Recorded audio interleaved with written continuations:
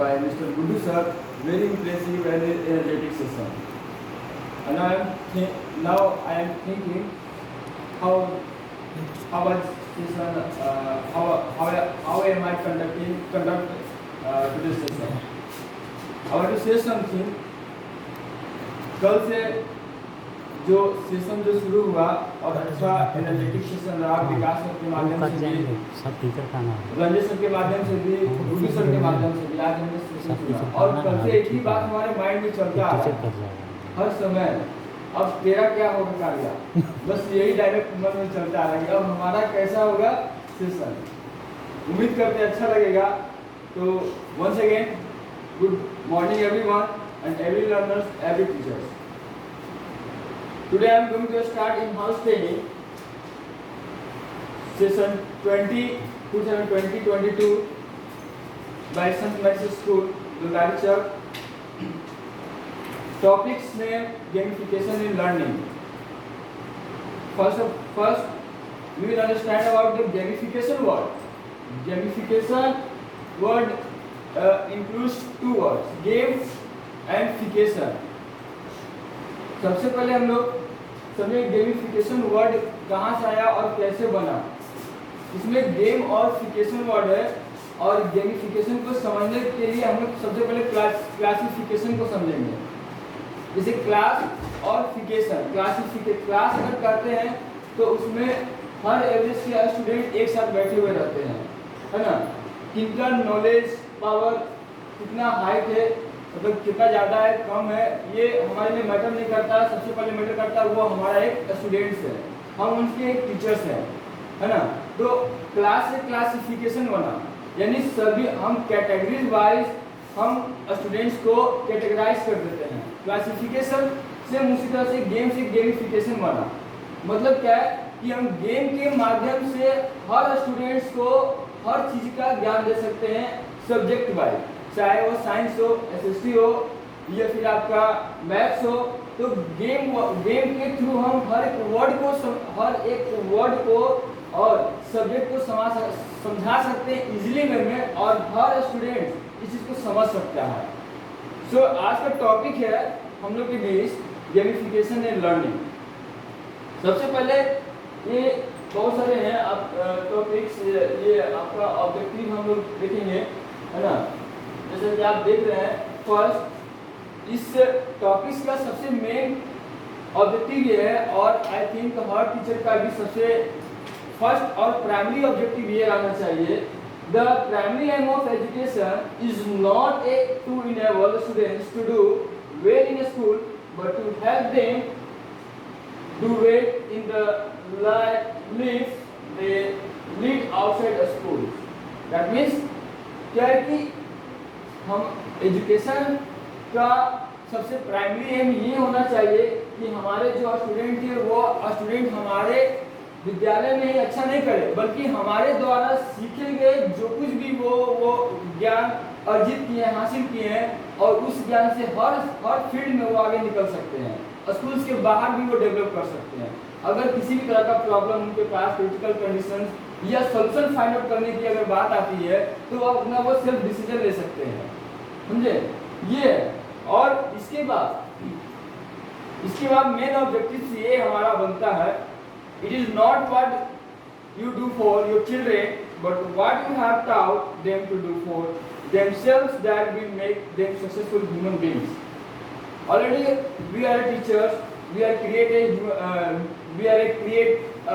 social, we are also creating a knowledgeable persons.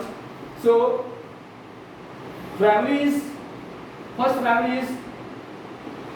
जो बच्चे को हम पढ़ाना शुरू किए हैं या जो कुछ भी उनको सिखा रहे हैं या जिस विषय की हम उन्हें ज्ञान दे पा रहे हैं, है ना, वो ज्ञान को अर्जित करके आगे आने वाले फ्यूचर में जिस फील्ड में वो जाए वो सबसे सक्सेसफुल पर्सन बने। हालांकि जब अगर सक्सेसफुल पर्सन बन जाएंगे तो जरूर वो अपने टीचर्स को याद करते हैं कि एक समय था जो हमारे टीचर ने इस बात को बताया था, तो उस बात को हम लेकर के आगे बढ़े अपने लाइफ में और आज के डेट में हम एक सक्सेसफुल पर्सन बन सके। Is that clear? नेक्स्ट ये आपका जो जो भी बच्चे हमारे विद्यालय में आते हैं या हमसे जो भी बच्चे जुड़ते हैं, है ना, वो या फिर आपका किंडर चिल्ड्रन हो या अपर चिल्ड्रन हो या सेकेंडरी चिल्ड्रन हो, डजंट मैटर। सबसे पहले बात उसके माइंड में ये चीज जरूर लाइटिंग होता है क्या, लाइक कि when we first met I honestly had no idea that you would be so important to me। या आपका प्ले का बच्चा हो या नर्सरी हो या प्री नर्सरी हो या फिर क्लास 1 2 3 से लेकर के हम अपर, है ना, सेकेंडरी हायर सेकेंडरी तक के किसी भी स्टेज को लेकर के बच्चे को देख सकते हैं।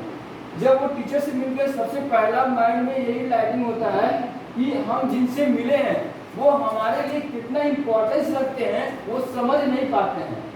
सबसे पहली बात कि हम उन जब तक वो नहीं समझ पाए कि हमारे लिए टीचर कितना इम्पोर्टेंस है और, है ना, वो हमारे लिए इम्पोर्टेंस नहीं दिखा सकते हैं। ओके, ये इस और क्रिटिकल जो बहुत सारे प्रॉब्लम्स माइंड में थाउटिंग क्रिएट होते हैं, सबसे पहला वो प्रॉब्लम फेस करते हैं, थिंकिंग सोचना शुरू करते हैं, तब वो सॉल्यूशन फाइंड आउट करना शुरू करते हैं। मतलब ये है कि जब हमारे क्लास में बच्चे आते हैं या कोई भी टीचर कोई भी सब्जेक्ट के टीचर हो तो सबसे पहले बच्चे जो है वो टीचर्स के प्रति, है ना, प्रॉब्लम फेस शुरू करते हैं, सोचते हैं मन में, है ना, कि वो हमारे इम्पोर्टेंस है या नहीं है, सोचना शुरू करते हैं, फिर एक सॉल्यूशन ढूंढते हैं, सॉल्यूशन उन्हें मिल जाता है तो जो whatever you taught in the class ही and see learn in easily way. जो भी आप क्लास में पढ़ाते हैं सब्जेक्ट वाइज सब्जेक्ट को लेकर के वो काफ़ी अच्छे से ध्यान से सुनते हैं और वो अमल करते हैं बात को, तब वो सीख पाते हैं हमारे द्वारा पढ़ाए गए बातों को, है ना, सब्जेक्ट को, और काफ़ी अच्छा वो, है ना, और अटेंडेंस भी रखते हैं, रिपोर्ट भी क्रिएट करते हैं हमारे लिए याद के लिए। नेक्स्ट है ना, जैसा कि इस पिक्चर में आप देख पा रहे हैं,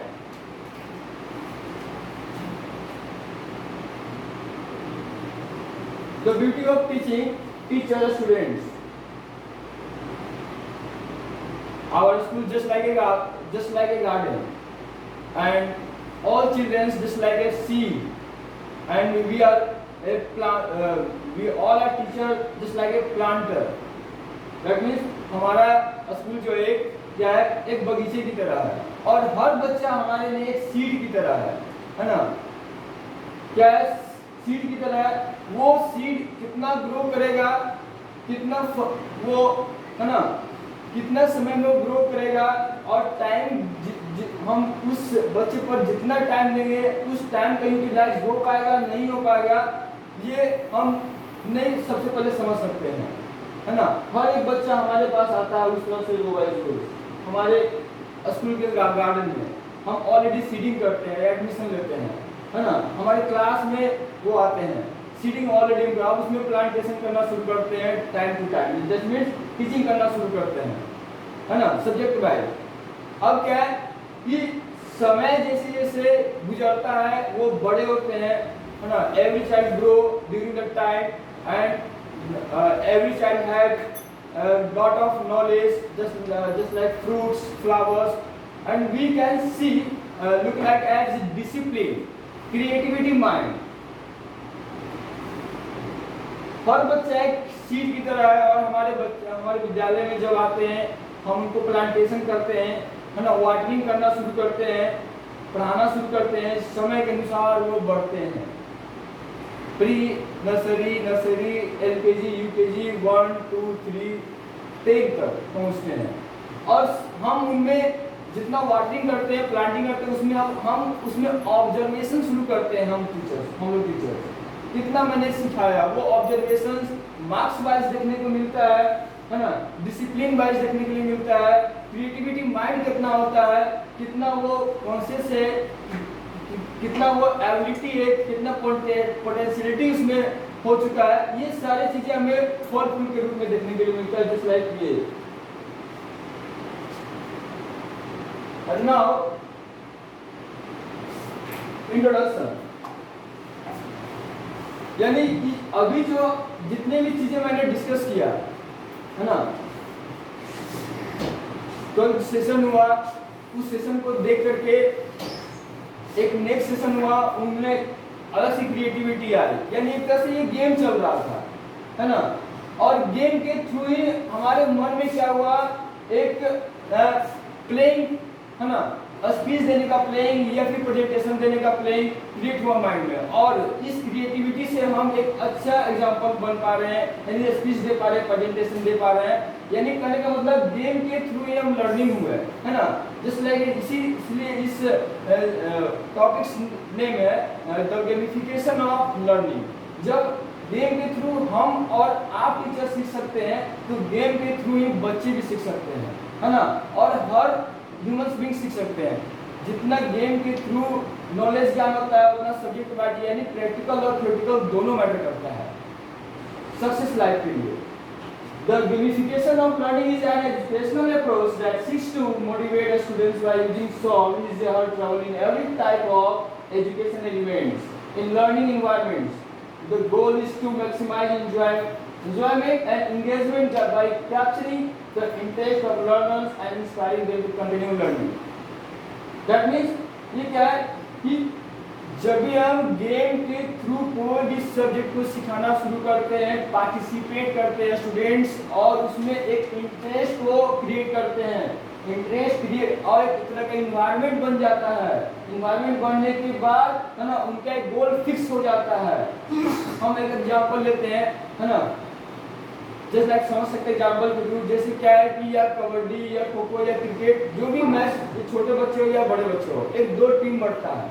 दो टीम बढ़ने के बाद उन्हें ये पता नहीं कि कौन कितना स्कोरिंग करेगा, लेकिन ये पता है दोनों के माइंड में, दोनों टीम के प्रति हमें विनर होना है। गोल फिक्स कर चुके हैं दोनों टीम, और उसमें कौन विनर हो, कौन लूजर, डजंट मैटर, सुनो। लेकिन अब क्या है, इसके बाद सारे प्लेयर्स इंगेज हो जाते हैं, सारे प्लेयर्स पार्टिसिपेट करते हैं, और एक गोल एक बन जाता है। गोल बनने के बाद, है ना, वो कंटिन्यू लर्निंग शुरू कर देते हैं, यानी प्लेइंग करना शुरू करते हैं, कंटिन्यूसली अपना एफर्ट देते हैं, डेडिकेशन देते हैं, उसके बाद वो अचीवमेंट गेन करते हैं।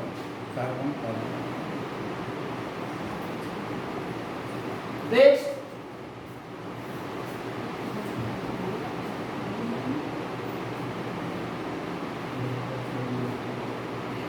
this picture is showing that what is the importance of game in our life, what is the benefits, or what is the benefit of our life.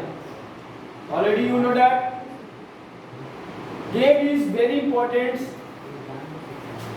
for us in learning period, in learner periods, and adult periods, old age. जैसा कि देख रहे हैं, exercise help brain functions. Game जितना जरूरी है उतना education भी जरूरी है। और गेम, है ना, एक छोटा सा बच्चा जब बॉर्न होता है, जन्म लेता है, वो ये नहीं जानता है कि हम जिस समाज में गए हैं, जिस नेचर में गए हैं, वहाँ पर एजुकेशन भी एक चीज़ है। एजुकेशन के थ्रू हम आगे लाइफ में बढ़ सकते हैं, हम सक्सेस कर सकते हैं। वो बच्चा ये नहीं जानता है, पहले क्या जानता है, खेलना जानता है ना, वो खेलता है माँ की गोद में, धीरे बढ़ता है, समय के अनुसार ग्रोथ करता है, फिर वो समझता है कि अब एजुकेशन का टाइम आ चुका है, एजुकेशन करना है। फिर एजुकेशन समय जब आता है, एजुकेशन करते करते वो लर्निंग करता है। लर्निंग करने के टाइम में, है ना, वो अपना एक गोल एक फिक्स करता है, फिर अचीव करने के लिए एफर्ट्स और डेडिकेशन सारा कुछ लगाना शुरू करता है। तो सबसे पहले गेम जरूरी है ना। गेम के थ्रू हम अपने ब्रेन पे एक्टिव कर सकते हैं, है ना। In the long term exercise helps the brain by increasing the blood and oxygen flow to the brain. Next, increasing growth factors that help create new nerve cells. And next, increasing chemicals in the brain that help cognition. एक लंबे समय तक, है ना, जब हम कोई भी वर्क करते हैं, जैसा कि जैसा एग्जांपल के थ्रू आपको बताना चाहेंगे, एग्जाम का टाइम आता है, जब एग्जाम का टाइम आता है तो बच्चे लोग पूरी तरह से एक लंबा समय देते हैं स्टडी पर, और इतना मेहनत करते हैं तो जो रिजल्ट के रूप में देखने के लिए मिलता है। जस्ट लाइक उसी तरह से ब्रेन है ना, एक्सरसाइज करते हैं तो हमारे ब्रेन से जुड़े हुए जो भी नर्वस सिस्टम है, हमारा ब्रेन में जो भी निगेटिव है पॉइंट्स होते हैं, पॉजिटिव पॉइंट्स होते हैं वो एक्टिव होते हैं, निगेटिव पॉइंट्स होते हैं रिमूव होते हैं, ब्लड का सर्कुलेशन होता है ना, और ऑक्सीजन का फ्लो होता है माइंड में, जिससे कि माइंड हमारा काफी शार्प होता है। शार्प होने के बाद हम नए नए लॉजिक्स, नए नए टेक्निक्स ढूंढना शुरू करते हैं, है ना। टेक्निक्स ढूंढने के बाद नए नए एक्टिविटी करना सोचते हैं, एक्टिविटी करने के बाद नए नए गोल्स बनाते हैं, और गोल्स भी 3 टर्म्स के बनाना शुरू करते हैं बच्चे, ऑलरेडी उन्होंने short term goals, middle term goals and long term goals. Short term goals जो होते हैं बच्चे वो लगभग 1 to 5 मिनट्स के लिए वो फिक्स करते हैं, 1 to 5 minutes, other you can से 1 to 3 मंथ्स शॉर्ट टर्म। जैसे क्या कि अच्छा ये आज हमारे टीचर ने इस सब्जेक्ट को पढ़ाया, इस चैप्टर को पढ़ाया, मैंने क्लास में तो नहीं सीख पाया लेकिन आज मैं इसे स्टडी करके लर्न करूंगा, सीख लूंगा। वो शॉर्ट टर्म्स के लिए मैं भी हो सकता है कवर कर पाते हैं, कभी कभी कवर नहीं कर पाते हैं, है ना। मिडिल टर्म गोल्स वो बनाते हैं लगभग आपका 1 to 6 आवर्स का, अगर यू कैन से 1 to 6 मंथ्स।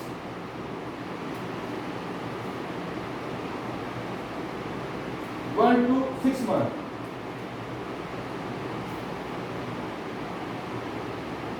एक से 6 मंथ में अगर वो चैप्टर वो कवर कर पाते हैं ठीक है, नहीं कवर अगर उनसे हो पाता है तो फिर वो एक नया गोल बनाते हैं। 1 to 3 मंथ में मैं इस कंप्लीट नहीं कर पाया चैप्टर्स को, सब्जेक्ट को, तो 1 से 6 मंथ में मैं कवर कर लूंगा। अब 6 मंथ में नहीं कवर कर पाए तो लास्ट फाइनल वो गोल बनाते हैं, है ना, long term goals, 1 to 12 month. वो बच्चे सोच लेते हैं अच्छा 1 से 3 मंथ में मैं नहीं कंप्लीट कर पाया सब्जेक्ट को तो 1 से 6 मंथ में कंप्लीट कर लूंगा, यानी स्टार्टिंग पीरियड से, है ना। अब 1 से 6 मंथ में नहीं कवर कर पाए तो सोचते हैं अभी फाइनल 1 to 12 मंथ में मैं सारी चीजों को कवर कर लूंगा। अब किस बच्चे का कितना ड्रीम स्ट्रांग है, कितना गोल स्ट्रांग है, कितना वो डेडिकेशन दी है, वो जाकर फाइनल में देखने के लिए मिलता है ना। तो बहुत सारे ऐसे स्टूडेंट्स हमारे बीच में आते हैं, जिस तरह से हम सीड को प्लांटेशन किए, जितना हम वाटरिंग किए, जितना उनमें डिसिप्लिन, क्रिएटिविटी माइंड हुआ, गेम के थ्रू वो लर्निंग किए, है ना। तो वो 1 to 3, 1 to 6, 1 to 12 मंथ के बीच में हमें देखने के लिए मिलता है कि जो बच्चे अचीव नहीं कर पा रहे थे वो जाकर फाइनल में अचीव करके दिखा गए, और जिस बच्चे से जितना उम्मीद नहीं था उससे कम मार्क्स लिया, कम गेम किए, ऐसा देखने के लिए मिलता है। सुनो नेक्स्ट, इसलिए क्या है, अब ये this picture is showing that you enjoy every पल, डोंट वेट फॉर कॉल। बच्चे को हमें सिखाना पड़ेगा, मैंने जो पढ़ाया वो अभी आपको पढ़ के सीख लेना होगा, या गेम के थ्रू, या एक्टिविटी के थ्रू, या फिर आप, है ना, ये क्लास के थ्रू। और हर पल का एंजॉयमेंट कीजिए, हर पल को एंजॉय के साथ आप लर्निंग कीजिए, है ना। यानी that means you can say enjoy plus learning equal to success. अगर हम लर्निंग करेंगे एंजॉय करने के साथ साथ तो हम सक्सेस कर सकते हैं, otherwise we can't do anything, we can't get anything.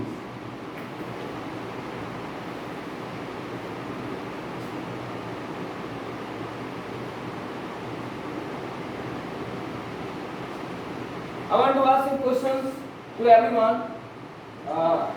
I hope you have some things, answers. You can say some things. If you are a teacher, which type of way you can give your students?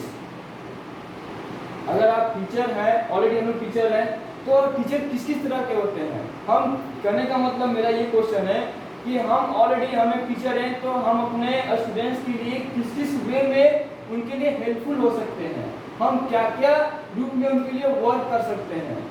जैसे like example parents के रूप में हम लोग work करते हैं, friends के रूप में भी वर्क करते हैं, ऑलरेडी टीचर्स तो हैं। इसके अलावा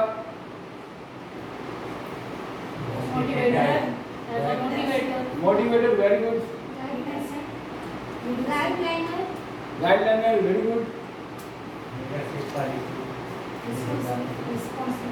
responsibility as a friend, as a friend.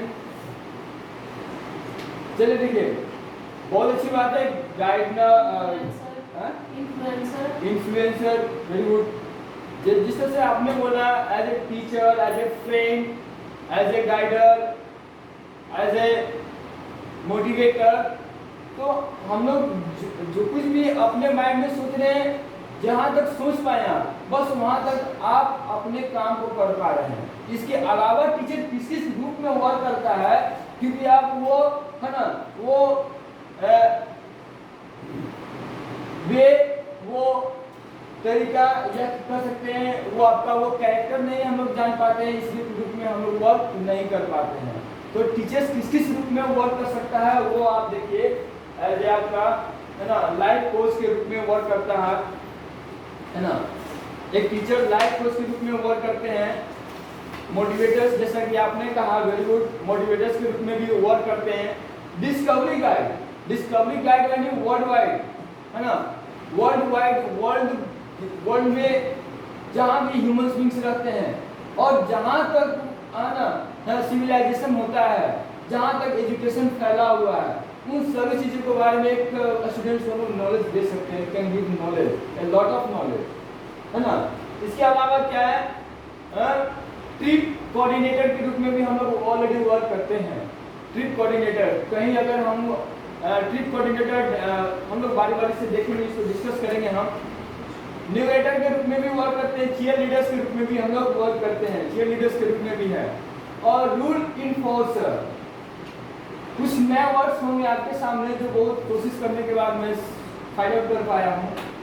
Rule enforcer, eye opener, है ना, आई ओपनर के रूप में भी हम लोग ऑलरेडी वर्क करते हैं। Role model, organiser, reality checker, fundraiser, nose wiper, it is a interesting word, nose wiper. हम लोग नोज वाइपर के रूप में वर्क करते हैं, जैसे लाइक प्ले किंडर, जो किंडर गार्डन स्कूल होते हैं और प्ले स्कूल, प्ले नर्सरी, तो कुछ टीचर्स नोज वाइपर के रूप में भी वर्क करते हैं। IT स्पेशलिस्ट, जो हमारे IT स्पेशलिस्ट के रूप में रंजन सर जाने जाते हैं, है ना, वो उस रूप में ऑलरेडी वर्क बखूबी करते हैं। काउंसलर के रूप में ऑलरेडी सब टीचर, है ना, काउंसलर के रूप में अच्छे तरह से वर्क करते हैं। हैंड राइटिंग एक्सपर्ट के रूप में हमारे कुछ टीचर्स जाने जाते हैं, जैसा कि आपका LKG UKG 1 2 में जाने जाते हैं, है ना, हैंड राइटिंग एक्सपर्ट्स के रूप में। और ड्रीम इंस्टीलर के रूप में ऑलरेडी हमारे जो सिस्टर है वो जाने जाते हैं। एक उनसे गाइड मिलने के बाद ड्रीम हमें देखने के लिए मिलता है ना, उनमें गुड्डू सर का भी नाम आता है कि वो एक ड्रीम प्लानर करते हैं, ड्रीम करते हैं, है ना, उस रूप में वो इम्पोर्टेंस रोल निभाते हैं, है ना।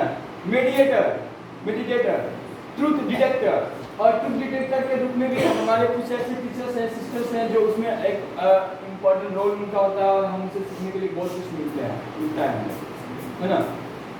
Entertainer, trainer, event planner, schedule decorator, तो इतने सारे रोल मॉडल हमारे लाइफ में होते हैं, टीचर्स के लाइफ में होते हैं ऑलरेडी, है ना। इंटरेस्टिंग फैक्ट्स, यस और नो, इतने सारे हमारे, है ना, एक टीचर्स है ना, पिछले सेशन में ऑलरेडी बहुत अच्छी बात कही गई थी रंजन सर के द्वारा कि एक टीचर बनना आसान नहीं होता है, लेकिन अगर हम टीचर बन चुके हैं तो हमारे क्या क्या रोल होते हैं, इतने सारे रोल्स हमारे हैं, और इतने सारे रोल्स के रूप में वर्क करना पड़ता है। अगर हम लोग इतने सारे रोल्स के रूप में एक स्टूडेंट्स के लिए वर्क करेंगे, तब हम लोग एक नॉलेजेबल स्टूडेंट्स को क्रिएट करते हैं, है ना।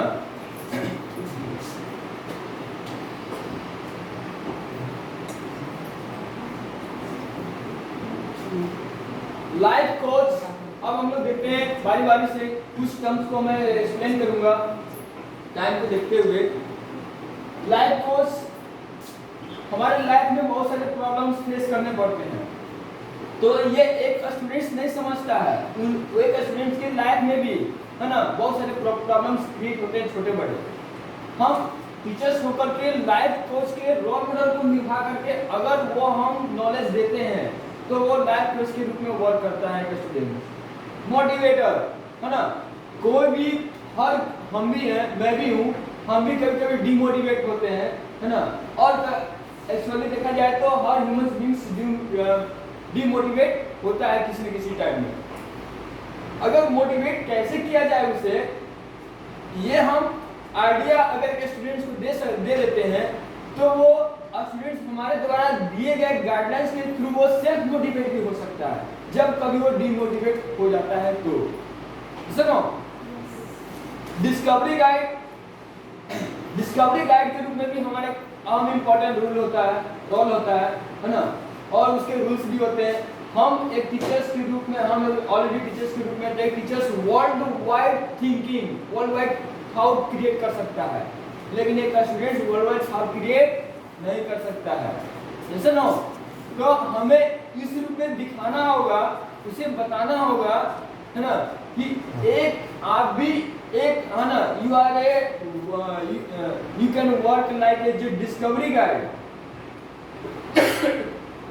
Trip coordinator. जब हम लोग कहीं ट्रिप पर जाते हैं, या शॉर्ट टर्म ट्रिप हो, मिडिल टर्म ट्रिप हो या लॉन्ग टर्म ट्रिप हो, तो एक ट्रिप में नंबर ऑफ स्टूडेंट्स को ले जाना पड़ता है। नंबर ऑफ स्टूडेंट 25, 30, 45 ये भी हो सकता है। तो एक टीचर ट्रिप कोऑर्डिनेटर के रूप में जब रोल निभाता है तो उस समय हर बच्चे देखते हैं कैसे किसे मैनेज करना होता है ना। सिचुएशन जब क्रिएट होता है तो कैसे उसे हैंडल करना है, ये सभी चीजें। तो एक स्टूडेंट्स वो देख करके सीखता है कि ट्रिप कोऑर्डिनेटर, है ना, कैसे वर्क करते हैं, कैसे प्रॉब्लम को सॉल्व करते हैं, यानी हम उस रूप में भी उसे गाइड कर सकते हैं। यानी अगर उनके लाइफ, इससे क्या उनको बेनिफिट होगा, अगर वो, है ना, लाइफ में कभी कहीं एक लंबे ट्रिप पर जाते हैं तो सेल्फ कॉन्फिडेंस होकर के, है ना, वो सेल्फ कॉन्फिडेंस होकर के सेल्फ जो प्रॉब्लम क्रिएट हो जाता है कभी कभी वो सेल्फ रिमूव कर सकते हैं, प्रॉब्लम रिमूव कर पाते हैं। जैसे ना चीयर लीडर्स के रूप में भी वैसे ही, है ना, ऑलरेडी हम लोग जानते हैं कि क्या हर किसी को मोटिवेट करना चाहिए। छोटा कोई भी पर्सन छोटे वर्क करे या बड़े वर्क करे, हमें उसे चीयर्स करना चाहिए। हाँ, very good, very impressive, your work is very impressive, then, है ना, then he motivated his or her work, and next time he and she will try to do the best. जब हम उसको चीयर्स करना शुरू करेंगे तो वो एक और बड़े इवेंट को लेकर के या बड़ा प्लान करेगा और बड़े सोच थिंकिंग, बिग थिंकिंग होगा उसका, है ना, बिग गोल होंगे, तब वो कोशिश करने की, मतलब बेस्ट करने का, अचीव करने का कोशिश करेगा। जैसे ना नेक्स्ट है आपका, है ना, रूल इन्फोर्सर, आई ओपनर। हम लोग आई ओपनर के रूप में भी ऑलरेडी वर्क करते हैं। आई ओपनर क्या होता है कि जिस चीज के बारे में स्टूडेंट्स नहीं जानते हैं, कुछ भी नहीं जानते हैं, हम लोग एक आई ओपनर के रूप में वर्क करते हैं, है ना। कि देखो जैसे क्या है कि सबसे पहले आपको याद होगा जब हमारा पृथ्वी के बारे में, हमारे अर्थ के बारे में लोग नहीं जानते थे, तो एक टीचर्स के रूप में आई ओपनर का रोल मॉडल निभा करके ही अर्थ के बारे में ये बताया गया था लोगों को, द अर्थ इज राउंड। सबसे पहले समझते थे लोग, है ना, the earth is like as a orange. बहुत तरह की बातें बहुत तरह के लोगों ने अलग अलग रूप में कहा, है ना। इसीलिए जब एक टीचर्स के रूप में, आई ओपनर के रूप में रोल मॉडल निभा करके जब बताया गया द अर्थ इज राउंड, तो लोगों को बिलीव हुआ, लोग समझे, फिर सारी दुनिया को समझना शुरू किए, एजुकेटेड होना शुरू हुए, है ना। Role model, organiser, reality checker, fund raiser, nosy parker, IT specialist. जहां तक देखा जाए एजुकेशन की बात करें तो गेम के दौरान, है ना, बहुत सारे एक्टिविटी हमारे माइंड में आते हैं। अब games, during the game we can create in our mind very different type of, we can get knowledge, different type of create in our mind, just like science, maths, SST, IT, है ना, IT sector का। तो सबसे बड़ा demand, है ना, IT specialist में क्या है कि गेम के दौरान ये सोचते हैं कि अगर कोई प्रॉब्लम होता है तो कैसे सॉर्ट आउट करेंगे, किस तरह का हमें क्या प्रॉब्लम, है ना। मतलब IT स्पेशलिस्ट जब रोल मॉडल दिखा करके हम एक बच्चे को गाइडेंस करते हैं तो वो ये समझते हैं कि प्रॉब्लम को अगर हम क्रिएट करेंगे तो सॉल्यूशन भी कैसे हम फाइंड आउट करेंगे, समझे। काउंसलर के रूप में hand writing expert, dream installer, mediator, ये सभी ट्रूथ डिटेक्टर ना, लॉट ऑफ आपके ये रोल मॉडल है हमारे एक टीचर्स लाइफ में। नेक्स्ट,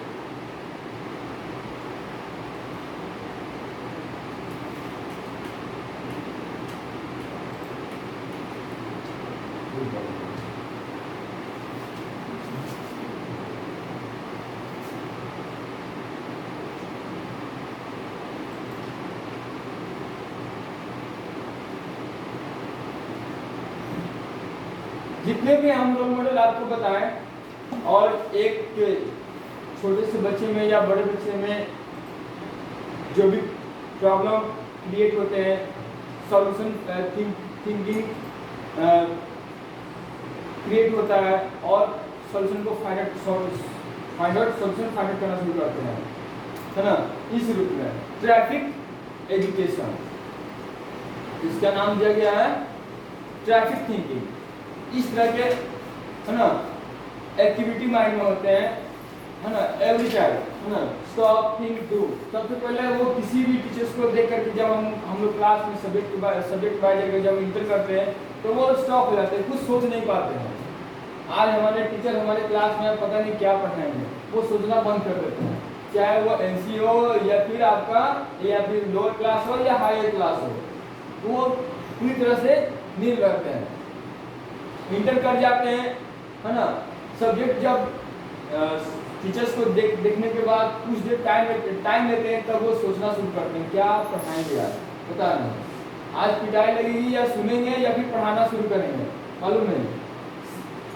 थिंक करना, वो सोचना शुरू करते हैं चैप्टर्स के। अब उसके बाद कुछ समय के बाद डू यानी करना शुरू करते हैं, ग्रीन सिग्नल्स उनके माइंड में ओपन होता है, वो पढ़ना स्टडी करना शुरू करते हैं।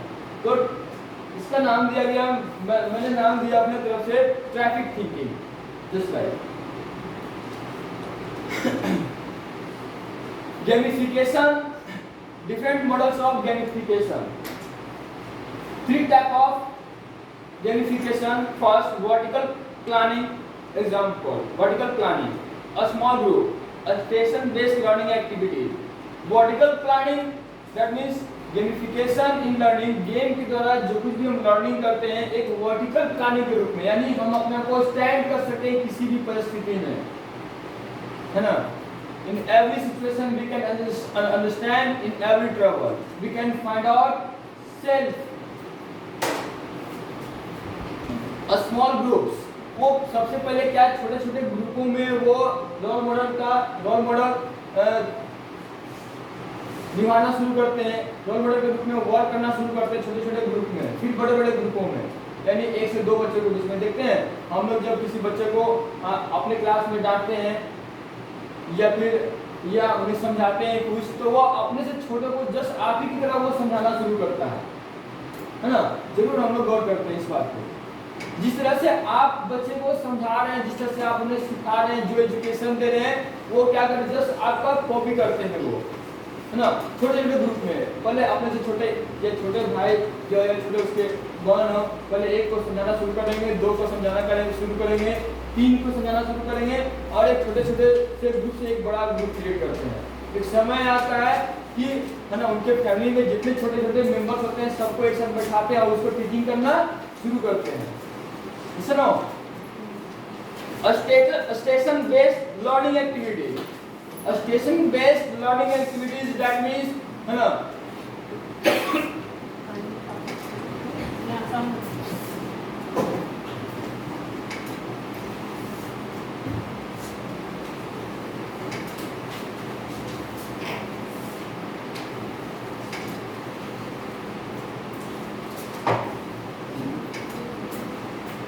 station based learning activities.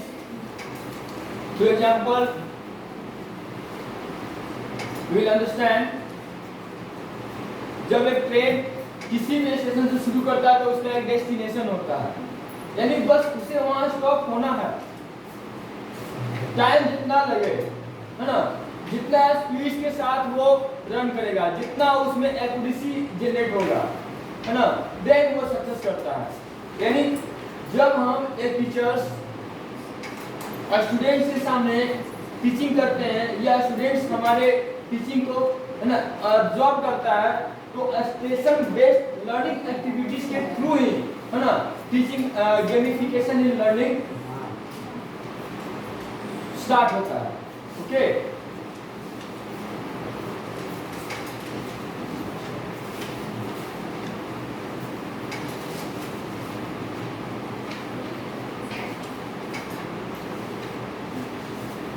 इन सभी एक्टिविटीज के बाद नेक्स्ट ये आता है रिफ्लेक्ट थिंकिंग।